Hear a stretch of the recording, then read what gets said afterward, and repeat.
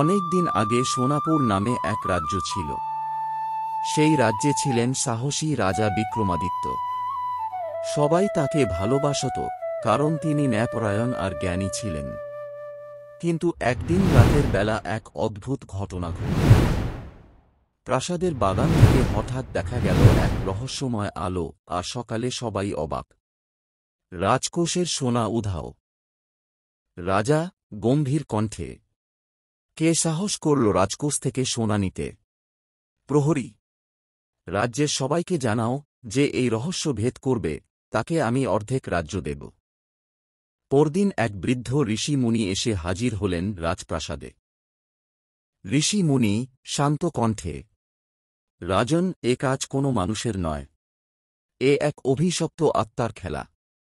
আজ রাতেই আমি তোমাকে সত্য দেখাব, যদি সাহস থাকে। রাজা দৃঢ়কণ্ঠে, আমি ভয় পাই না ঋষিদেব। চলুন, আমাকে সেই গুহায় নিয়ে চলুন। রাত নেমে এল। রাজা আর ঋষি মুনি মশাল হাতে পাহাড়ের দিকে এগিয়ে চললেন। চারপাশে কুয়াশা আর রহস্যের ঘন অন্ধকার। ঋষি মুনি বললেন, রাজন, এটাই সেই গুহা। ভিতরে আত্মা বন্দী আছে শত বছর ধরে। দুজনেই গুহার ভেতরে ঢুকলেন। হঠাৎ দেয়ালে ঝলমলে আলো, মাটিতে সোনা আর রত্ন। ঠিক তখনই আত্মা গভীর ভয়ানক কণ্ঠে বললেন, কে সাহস করল আমার ঘুম ভাঙাতে? কে এলে আমার গুহায়? রাজা উচ্চস্বরে, আমি সোনাপুরের রাজা বিক্রমাদিত্য। আমার রাজ্যের সোনা ফিরিয়ে দাও। ঋষি মুনি শান্ত কিন্তু দৃঢ়কণ্ঠে, হে আত্মা, আমরা যুদ্ধ চাই না। বল, কেন তুমি এই কাজ করছ? আত্মা বেদনার কণ্ঠে, আমি একসময় এই রাজ্যের সৈন্য ছিলাম। লোভে পড়ে রাজকোষ থেকে সোনা চুরি করেছিলাম। রাজা আমায় অভিশাপ দিয়েছিলেন, চিরকাল এই গুহায় বন্দী থাকব। শুধু ক্ষমাই আমায় মুক্তি দিতে পারে। রাজা মমতা ভরা কণ্ঠে, তোমাকে আমি ক্ষমা করলাম। তুমি প্রতিজ্ঞা করো আর কখনো কোনো অমঙ্গল করবে না।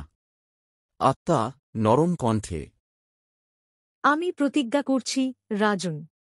ধন্যবাদ। আলো ঝলমল করে গুহা আর আত্মা মিলিয়ে গেল। পরদিন সকালে রাজকোষের সব সোনা ফিরে এলো প্রাসাদে। ঋষি মুনি মৃদু হাসি, রাজন, আজ তুমি প্রমাণ করেছ, সত্যিকারের শক্তি রাজদণ্ডে নয়, করুণায়।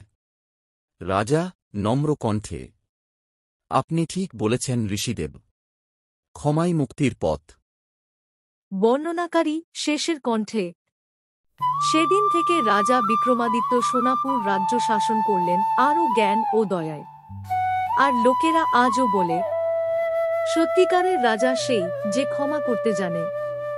বন্ধুরা, ভিডিওটা ভালো লেগে থাকলে চ্যানেলটিকে সাবস্ক্রাইব করে যাবেন এরকম ইন্টারেস্টিং কার্টুন ভিডিও মোটিভেটেড এর জন্য।